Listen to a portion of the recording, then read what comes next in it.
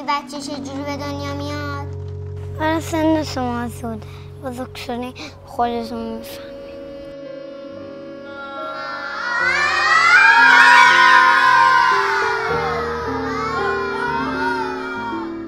تو میدونی من چرا داداش ندارم؟ معلومه به مامان بابات بگو ازدواج کنم.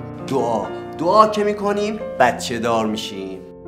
نمیشه شما هرسون دعا کنی؟ نه خیر.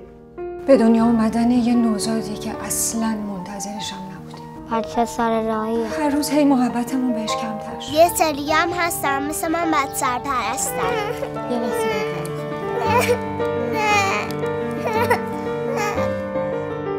چونم مثل من بدبخته تو خونه کتکش میکنه.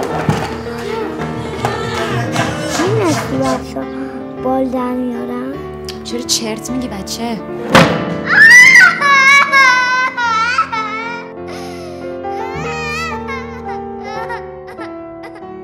واقعا اگه این مشکل حل نشه شما یه بزهکار تحویل جامعه میدید.